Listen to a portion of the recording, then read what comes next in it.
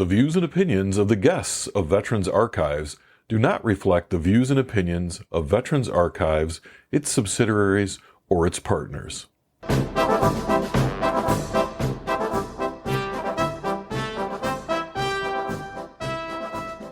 Hello and welcome to Veterans Archives. This is a podcast where you can learn about our military history in the words and voices of the men and women who lived and created it.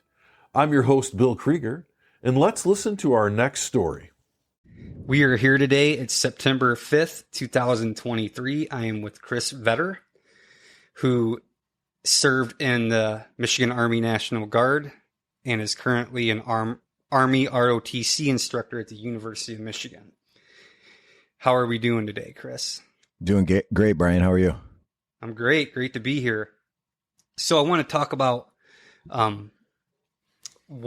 where you're from. Tell me a little bit about where you're from, how you grew up. So I grew up Plymouth, Michigan for the first about 10 years of my life. I remember playing Army and cops and all that stuff as a kid. I did sports, but I just always wanted to be in the military. My dad watched, the old Vietnam shows, John Wayne stuff, and that was huge. I remember, just constantly wanting to have something camo. So that's when I was in Plymouth for 10 years. That's all I did was that stuff constantly. I have so many fond memories of that. Then, so were you born in Plymouth? Well, Southfield Providence Hospital, but yes, I mean, that was back in 1982. 1982. Very old. Very old. Okay. So where were you living at the time? So, if anyone knows where Victory Honda is off Plymouth Road, between Sheldon and would that be Main Street? Yeah, Sheldon and Main Street. It's Plymouth, Michigan. Just right in that area until I was about 10 years old, and then we moved out to Howell. What did your dad do? So he worked for the city of Livonia, for the water department. Worked there from 1967 to 1999. Retired at 49 years old. Got the job right out of high school. Yeah. He did 6 years in the Army Reserves during Vietnam, but never got called up. So I guess you could call it lucky in some ways. So, what about your mom? What did your mom do? My mom was a stay-at-home mom. She worked, I believe, as a hairdresser is what she did out of high school / college. So she worked at a high-end salon in Dearborn from what I remember her telling me. And then she stayed at home, with us, as we were growing up. Me and my brother. My brother's about 3 years younger. Okay, so your brother's 3 years younger, and how were you guys competitive growing up? Yeah, I mean, he did whatever I wanted to do. I was the clear leader of the clan, I suppose. There was times where I teased him a little bit. There was times where I thought he was a little bit annoying sometimes in my business, but I mean, just typical brother stuff. We were good. But yeah, he's got a family now in Ohio. So yeah, 3 kids. Is he an Ohio State fan? He did give me all his Michigan gear about a year after he moved down there. Said he felt uncomfortable wearing it. But no, threatened. I don't think he's a fan. However, his wife and his kids are. So I'm sure he's jumped on the bandwagon just because. Okay. Yeah. So what high school did you go to? So, yeah, that's what I was saying. When I was living, I moved out to Howell, and then we lived there for about a year. And then we moved to Pinckney, Michigan. And that's where I went to high school. Graduated in 2001. Then went to Eastern Michigan, and I remember when you were in high school, did you play any sports or anything like that? Hockey and football. Yeah. Hockey, football, lettered in both. Yes. What did you play in football? Football, I was running back, although I was probably 4th on the depth chart, so I didn't get too many carries, but I played everything else, and started everything else. And I was basically an outside linebacker / weak side defensive end. It just kind of depends on the scheme we were in. But yeah, I love that sport. I wouldn't say more than hockey, but it definitely was more emotional and fun. And yeah, hockey was probably my number one though. So yeah, played there and played travel growing up all over Ann Arbor, Jackson, Farmington Hills. So growing up, and then I finished out in high school playing hockey there. Anybody that you played hockey with growing up that you still play with today or communicate with? Occasionally I'll see a couple people around the rink because my kid plays now. But not consistently, no. Yeah, but I see them, we're a few of us that have remained in the area because I live in Heartland, Michigan now, which isn't too far from Pinckney, about a half hour. Okay. So So you said you went to Eastern after. Yeah. After high school, went to Eastern, and I was going to say I remember being in the dorms after class and seeing the second plane hit the second tower. And you're not in the military at this time? No, was not in the military. And we were all thought World War III was happening or that world was ending. I mean, it was all just craziness, panic.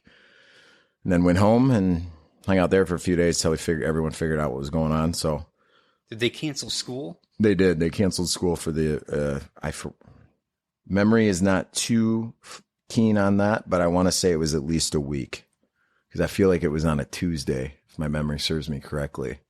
It's definitely the beginning of the week. So, I want to say I didn't go back to school till the following week. I know. Now, do you work with any of your recruits now that you're a recruiter that you're like, oh, you weren't even born when 9/11 happened? Yes. It's kind of weird and embarrassing at times, but I've learned to embrace it. So yeah, I make those comments and then realize my audience that I'm talking to, and they weren't even born because they kind of look at me like a deer in headlights on some stuff, and I just assume they know. But yeah, I mean, it was like my grandpa talking about Pearl Harbor. I'm like, is there a movie about that so I can learn more? That type of thing. Right on. So so 9/11 happens, you're in Ypsilanti, you're living there. Then what? Like when in this story did you join? Did you join right after 9/11? No, not at all. So I honestly, at that point in time, I did not want to do the military. I just wanted to do college. However, let's just say I let fun get in the way. I was at Eastern for a couple years, and then I had failed a couple classes, typical story. I got out, couldn't handle the responsibility. So I moved back home after a couple years, put school aside, started working in construction for about 4, and then realized I needed to get back into school. So I'll say about 23 and a half years old at this point. And I was making decent money, and my goal was to go to be a contractor in the long run. But then the economy started taking a drastic turn in 2006. Then I got the school bug again. And then about 2008 is when most people were pretty much out of a job in a lot of sectors of the economy, let's say, especially the one I was in. So I started going back to school, was doing really well, getting 4.0s, just had my stuff together. But then I kind of realized, how am I going to pay for this? So I Googled ways to pay for school, and National Guard was third on the list, and I clicked it. What was first? I think it was an ad. And so maybe, let's just say it was second. I can't remember. I just know whatever it was, I couldn't do it. I wasn't eligible. It might have been a certain corporation, but I knew I wouldn't be able to get a job there. I think that was the way it went. So I needed a degree first, but how am I going to pay for that? So that seemed like the most logical answer. They were also offering signing bonuses. And it was a way to get income because a lot of us were struggling at that time. So next day, the recruiter called me. I remember screening his call, and then I called him back in 5 minutes because I remember going, what the hell? Let's do it. And then, the rest is history, so to speak. Who was the recruiter? Sergeant First Class Yeager was his name. And Jameson Yeager? Jameson Yeager, yes. Named after the alcohol on both fronts there. Yeah. So, that was fun. So took the ASVAB. So where was he out of at the time? He was in Howell, Michigan. Okay. Yeah. So you went into his office and... Yeah, so I went into his office. I think he gave me a pretest. No, he did not. He just asked for my social, which I did not have. Took me to get a verification with my ID. The assistant took me down there, came back, set me up for the ASVAB, which I believe was the next day. And then this is 2008. Yes, and then I drove down there. Thought I did crappy, but I did good. Of course, some of that stuff I hadn't seen in 6 years. But did decent enough. So no studying, you just went down? No, just winged it. Just slammed it down. Drove back and then started processing. So that was pretty much it. Pretty easy sell for that recruiter, to be honest. So when you walked into his office, you go to MAPS, you take the test.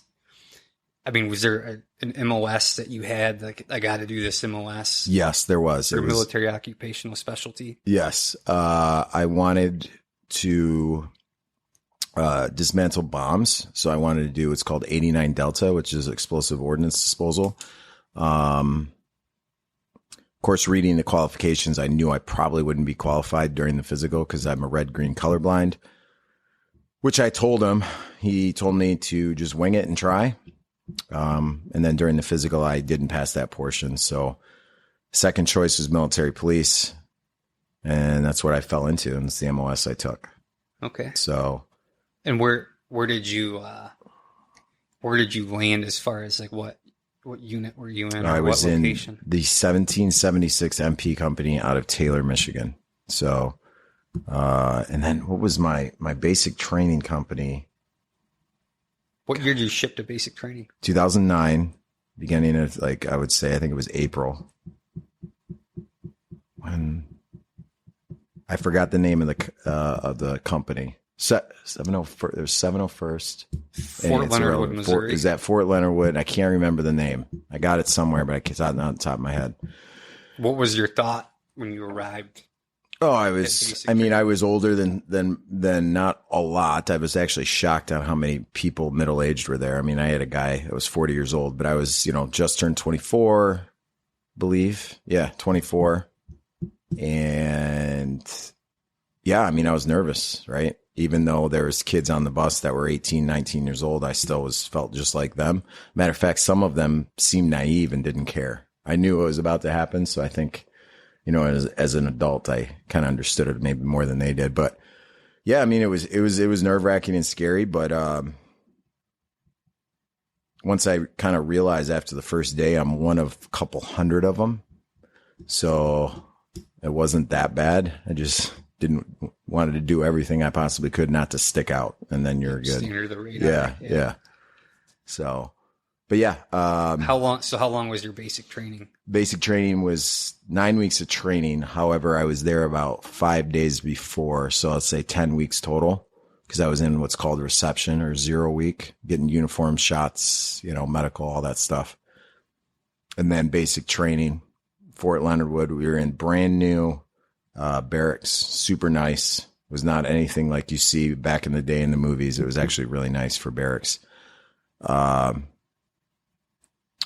they had a giant pit filled with rubber chips, which was hot because they always smoked us in it, or which means make us do push-ups, flutter kicks, whatever. But yeah, it was really nice. Food. Most impressive thing for me at basic training is food was really pretty decent, actually. And I ate as fast as I could and ate a ton of it. So that was like the highlight of my day, especially in those first 3 weeks of red phase. Red phase is when it's the worst. And once I got through that red phase portion, I was completely confident, good to go. Wasn't nervous anymore. Didn't care. Was just ready to attack the next day. So, yeah, because once you get through red phase, it's all downhill. Was there anybody in your unit that went to basic training with you? Anybody from Michigan? Or anybody that you remember? Yes, there were one. There was two, I believe, three of us. Two of them I remember. Sergeant Banks, she medically retired. Banks, I think her name's Sadler now. And then the other one was Rader, was the last name.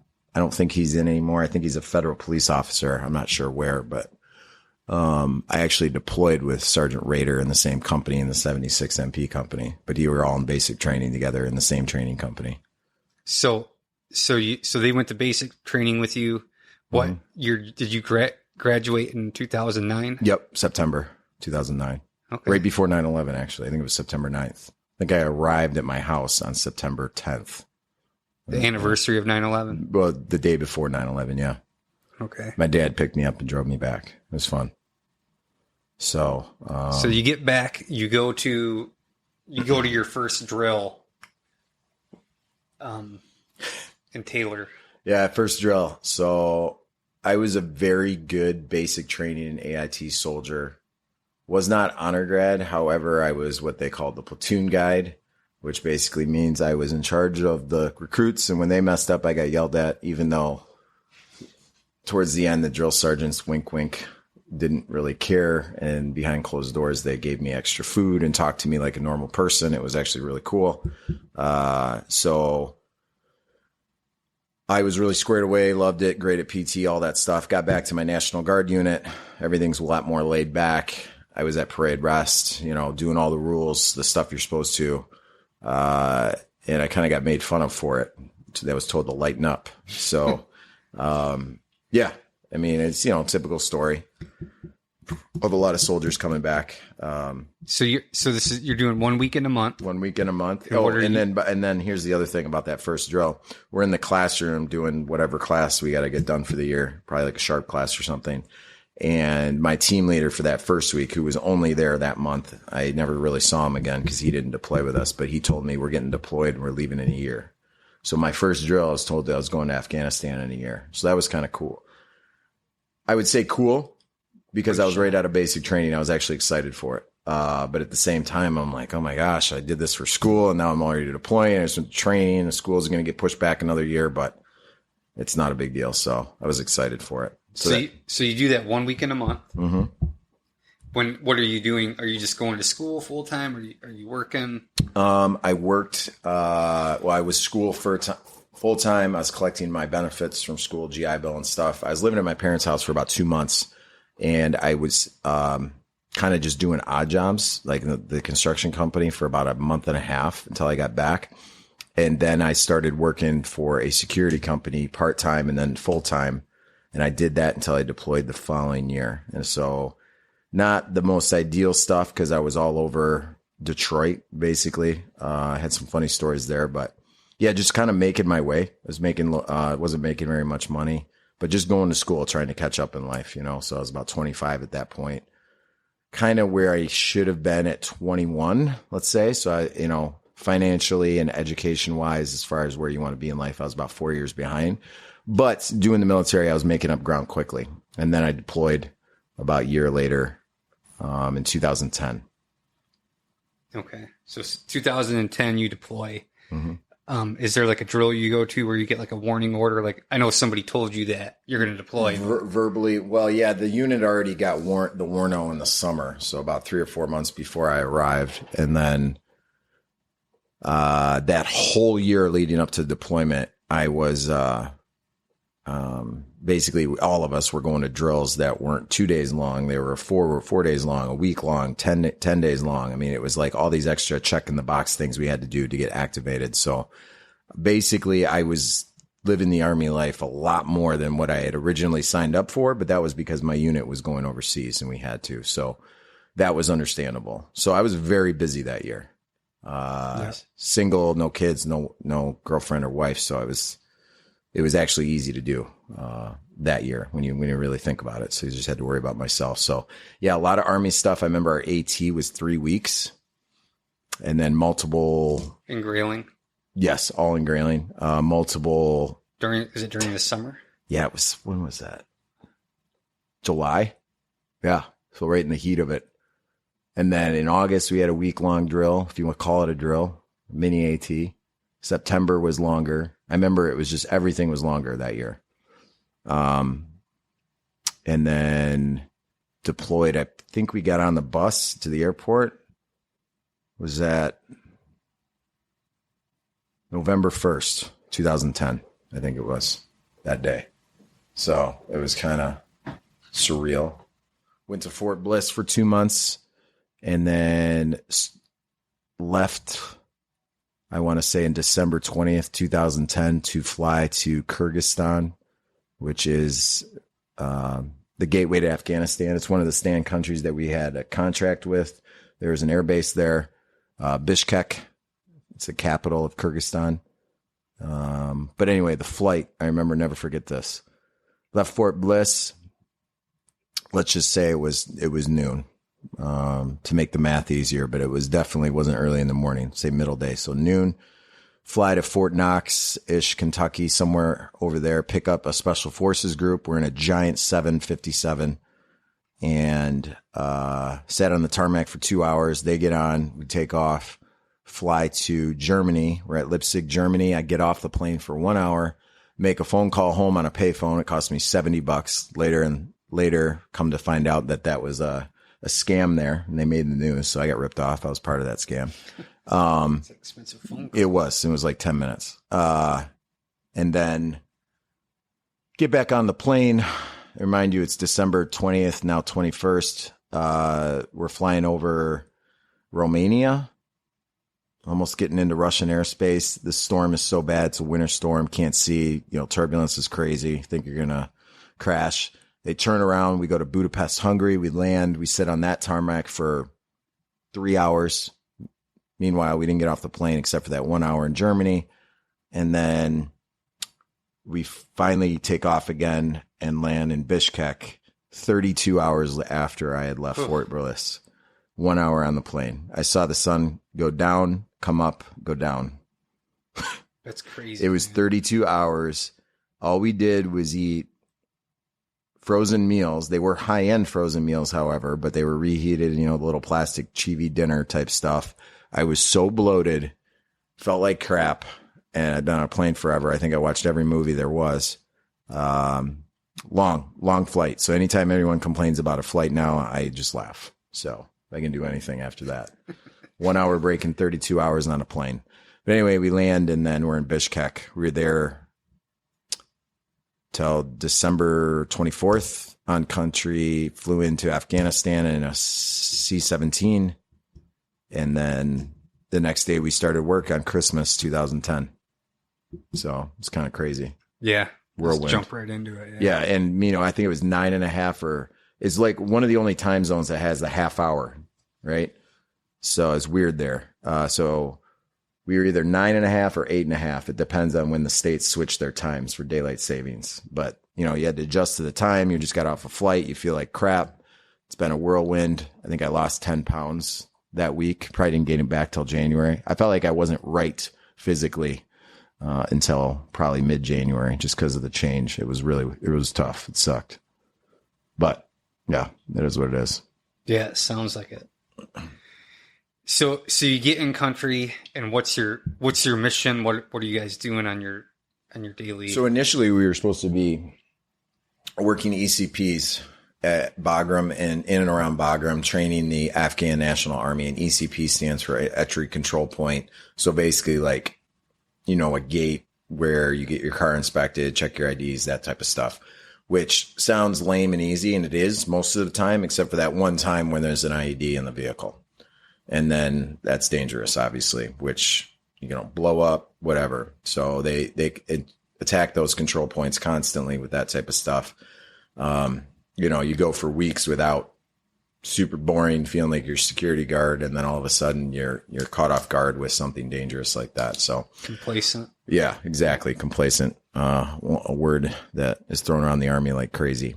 But then we did that briefly, and then they changed our mission to... Did you have anything happen while you were on shift? No, I did not. But I heard plenty of stories. No, they did not, because it was short-lived. It was like 2 weeks, and then they threw us into the detention facility, and then I had the next 9.5 months of working with Taliban that were incarcerated. So not a lot of crazy war stories, but I was in basically a detention facility. It was nuts, stressful, more stressful than a lot of other jobs. What was it? Were you like a block sergeant or? Yep. Yeah. Sergeant of the guard. Were you an E5 at this time? No, I was still an E4, but I was a team leader. So corporal, specialist, same thing, same pay, just a little bit more responsibility. So, basically our shifts were 07 to 7 at, or 1900 or 7 PM at night. 12-hour shifts, but you get there about a half hour prior, leave a half hour after, all day, and then go to the gym, go to bed, repeat. We usually had 3 days. Our platoon itself had 3 days on, 1 day off. So it was always nice getting that off day, which on the off day, you sleep in, you go to the gym, you eat 3 or 4 times, you watch some movies, just recoup for the next 3 days. Cause that's all it is mentally and physically in that thing. It's no escape. I feel like you're in prison. Yeah. Yeah. It's really, and it's also monotonous, but then there's times where it's stressful and you got to be on top of your game. And there's, the whole riot thing. And it's a long, And there's 400 of them in our cell block. So yeah, it's a lot. So tell me about a time where there was like high intensity or stress. So, or whatever you're the allowed first to couple, say. yeah, no, I don't, it's been so long. The first, I think it was month 2 I was there, they were kind of throwing a fit about something. I forgot what it was. I think it was a religious reason with the food. And they're all banging their cell mats and just going nuts. Sounded like a Thunderdome in there because their cell mats were a couple of inch thick pads. And it was just crazy. So basically we OC'd sprayed 400 people. And it was, You'd been OC sprayed at your training, so right? No, not a basic training, but to deploy over there to use some of those non-lethal means, you have to have it done to yourself. So yes, I did, and it was pretty bad. Yeah, it's not fun. Yeah, so I don't know. At the time I didn't feel bad, but kind of walking out and listening to them scream like that, it was 400 people. I mean, of course, it didn't hurt them in the long run. It just sucked, but it's definitely stop doing what they were doing. 90% of them, yes. The 10% of them, there's, it just going nuts. So, the tough part was dealing with the language barrier. We were also working with Afghan National Army and the Afghan National Police. So they were supposed to do a lot of the labor with the prisoners, and we were supposed to basically manage or overwatch or help or correct. But a lot of times they were high on, I think, hashish at work all the time, or they're just lazy or whatever it may be. So we did a lot of the work, and there wasn't much training. So I don't know. It was a long, stressful year. That's why the gym was so important there. Yeah, I can imagine.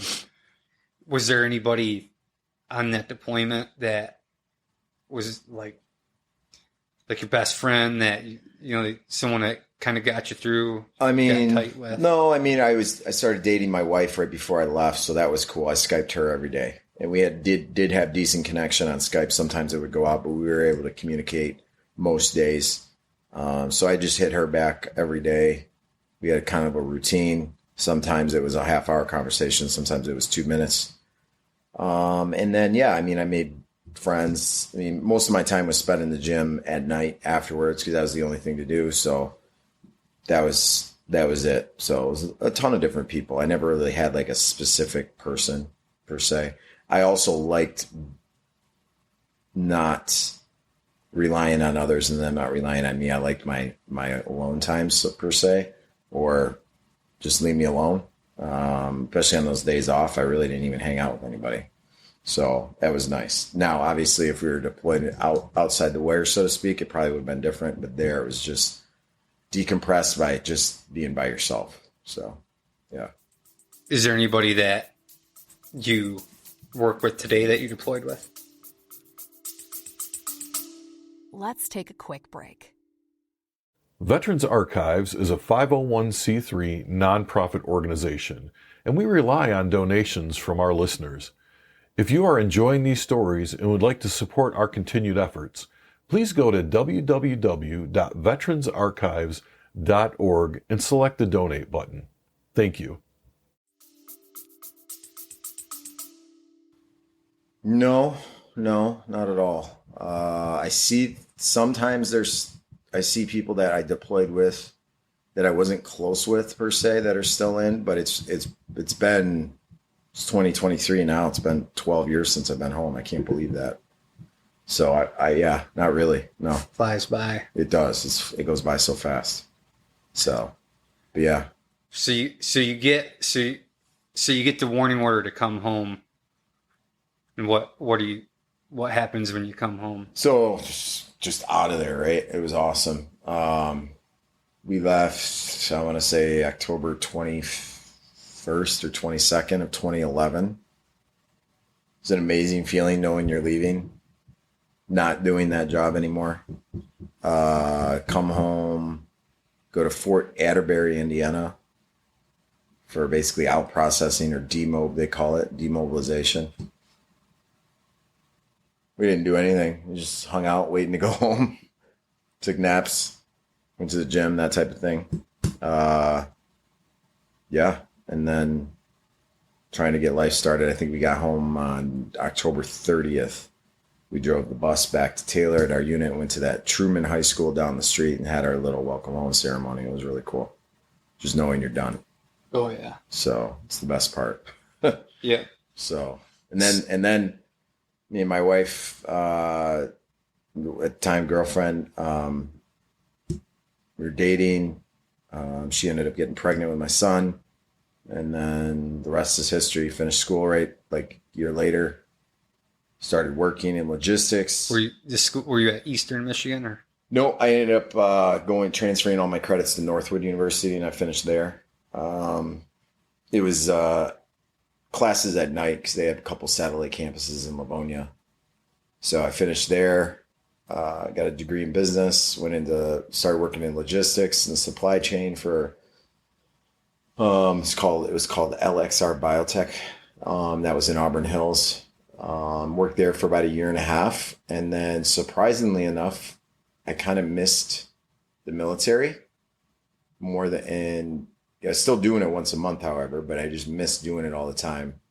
So I started applying for AGR jobs. This is active guard reserve. And are you a sergeant at this time? yeah, I was a sergeant and then fell into recruiting. And what year is this? This is got home in 11, so this has been 2013 after I've been working a civilian job for about over a year. And then just started applying and eventually fell into recruiting mid-2013. And then I've been doing it for 10 years now. So I've been active duty National Guard for 10 years. Worked at multiple duty stations. Where was your first duty station? It was Pontiac, Michigan. And then... What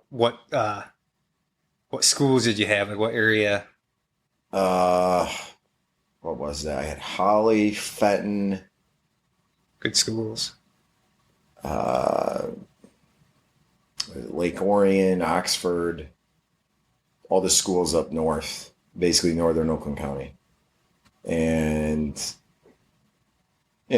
recruiting was a lot of work at first. I liked it. So started there, did well for a couple of years, and then actually, I had a couple of years. I think I worked there for 4 years. Yeah, 4 years. So what year is Braden? So it's 2013. Braden was born. One. Yes, he was 1 year old. He's one. So yeah. he's 2012 birthday. Correct. Yeah. And then while I was in Pontiac, we got married in 2013, a year after he was born. And then my second child was born in 2015. Felicity is her name. And then trying to think, 2017, there's an opportunity to work for the ROTC at Eastern Michigan University, and I moved over there. There for 2 years. 2019, I left there, went over to manage the Farmington Hills storefront, which basically was southern Oakland County. So let's back up a little bit. Yeah. So when you start out in recruiting, was there anybody that was like beneficial, like kind of mentored you or got you into the program? Well, yeah. I mean, the master sergeant that hired me was Master Sergeant James Amy. He's retired. How long ago? He retired 2016. I worked with Sergeant Montague for a while. He helped me out a lot. He really did. As far as an admin and all that other stuff. So he was very instrumental in the beginning. I believe he works in Texas now. And then, after that, yeah, I just kind of took off with it, to be honest with you. At 2014, I really didn't need any help. And then took off with it, did really well. And then, like I said, I moved to that ROTC about 4 years later, 2017 to 19. So, yeah, did really well there. So you get to Eastern Michigan, and what's the biggest difference between the two, being a street recruiter in Pontiac and then being... So the biggest difference, I mean, they're all right there, but it's not that easy, right? They got to get to know you and trust you. Basically, I assisted a lot with the program, sometimes in class. Yeah, I mean, the biggest difference is you're not necessarily recruiting as much as you would be or you would think. It's more assisting, and then they come to you when they need you. So basically you're just kind of helping these kids on the path that works best for them. So I'm the National Guard guy. So, if their GPA or their leadership skills aren't enough to make the list for active duty, I would assist them there. Or, maybe they got a good civilian job and they don't want to do active duty, or they, have family reasons, kids, wife, stuff like that. They stay home. That's kind of what I'm there to do. And then just assisting the instructors there, getting equipment, helping them with class, field training exercises. Yeah, whatever they need. I'm a liaison, right? So it's a little bit of everything. Kind of just show up and something changes every day. Yeah. So, yeah.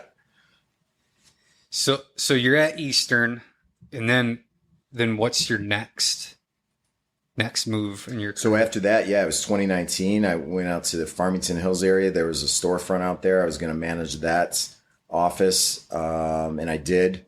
But we had, our area was basically southern Oakland County and northern Wayne County. So managed that through COVID. And I wouldn't say I managed it as much as I was the point guy, because the guys that worked for me were self-sufficient. So management really wasn't needed per se when you look back on it. It was more just, taking phone calls on what people got going on, but I didn't really have to do much to get them to do their job. And it really wasn't like that. So worked there through COVID. That was quite the change to everybody. I don't even think I need to go into that because it hit every industry negatively. So we figured that out, and they changed kind of the force structure in 2021. So I went back to doing ROTC at Eastern Michigan for a while. And at that point in my career, I really wasn't fulfilled or happy. So what I did was turned the school after one semester over to a younger recruiter who was hungry. I thought it'd be better for the battalion, or the recruiting battalion, and for him, since I had already done it. He did that. I went back to Farmington Hills to work with some of my friends over there, and we worked on the street, quote unquote, for about a year and a half. And then I fell into this job here at the University of Michigan, which I love, huge football fan here, about 7-8 months ago, and been here ever since. So basically 2023 now here at University of Michigan, and loving every bit of it. It's really fun here. So yeah, that's kind of where I'm at. It's awesome. Is there any recruit, since you've been a recruiter for a while now, is there any recruit that you remember that you think you changed their life or made a huge difference? Well, yeah, there was one that I made a recruiter, right? At the time he was working at a bank. His name is Sergeant Samuel Beaver. He was working in a bank, wasn't making a lot of money, had a lot of, young family, they're just doing their part to get by. But he was a former Marine who recruited him, and then he got into recruiting, and now he's a very successful recruiter. He's down in Ohio while his wife finished dental school. He's actually works for Akron ROTC now. But yeah, I feel like I definitely pointed him in the right direction. And then obviously he made the best of it too when he had the opportunity. So it wasn't me. I just kind of helped him get there. But and then recently a kid I met while I was street recruiting at North Farmington High School. Yeah, it was North Farmington. Her name's Ronnie Demon. She's a genius of a kid, very smart, naturally gifted intellectually. And she went to basic training. We state recalled her because I got a 4-year Minuteman scholarship. She's going to Michigan State. Basically changed her life because she was kind of a quiet, zero confidence, although she was very smart. Just a huge feel good story. And I helped build a resume. And I think next year she's going to be going to West Point. So, that's awesome. Yeah. So matter of fact, I still got to write her reference letter, but yeah, I changed her life for the positive because she could barely talk to anybody. So I think she's definitely more confident now, and by going to training and stuff like that. So that's the most recent example. And then the older example is one I remember there. Changed his life and his family's life for the positive. Awesome. Yeah. Is there anybody from your career that like was a mentor that you remember that you think that made a change in your, help make an impact in your career? Yeah, I mean, while I was deployed, I really looked up to my first sergeant, who also got promoted to sergeant major. So his name was Sergeant Major Folsom. I really looked up to him. He always gave me words of advice. And it seemed like everybody else he just yelled at. So I felt special whether I was to him or not. But yeah, and unfortunately, though, he took his own life in 2017. So that was kind of sad. But yeah, no, I definitely looked up to him when I was deployed and at a unit. But as far as in recruiting, there's many different people that have offered assistance. I can't just pick out one. I try to do the same thing to whoever I can, pay it forward, so to speak. So, yeah, I just remember him, that Sergeant Major I'm referring to, Sergeant Major Folsom, saying, use this as the National Guard as a stepping stone, the Army as to make your life better, whether it's in employment, family, whatever. Just use it to get somewhere else. And then always take care of people that rely on you. And that's, very simple advice, but it always stuck with me. And I remember when he said that to me. So that was cool. But yeah, a lot of people I could thank, but we'd need 5 hours. So is there anything, if someone's listening to this conversation, is there anything that you would want them to take away from it? Well, I mean, basically my story, right? I went to college. I wasn't ready for it as far as the responsibility. I remember my dad saying I wasn't ready. But I didn't let that define me and change my life. Obviously, I made a lot of mistakes to get to where I'm at now. So you can always change your life for the positive, no matter what mistakes you did. And just never quit, right? There's been times when I've been down, whether it's financially, emotionally, psychologically, physically, whatever. Just always keep bettering yourself or trying to do something to better yourself or your family. And literally never get up. And I know it sounds corny, but it's true. Because when I look back in my life, there's times where I could have just thrown in the towel. Oh, I'm stupid. I made that bad decision here. Made a bad decision there. I'm done. Just keep moving forward, honestly. And that's what the Army does teach you. As far as, I'll throw out all the training out the window. That word resilience, I think you said earlier in the interview. It really does hold true, even though sometimes we make fun of it because it's used too often. So, but it's true. You just got to keep moving forward. Great advice. Well, I appreciate your time today, Chris, and I hope you have a great rest of your day.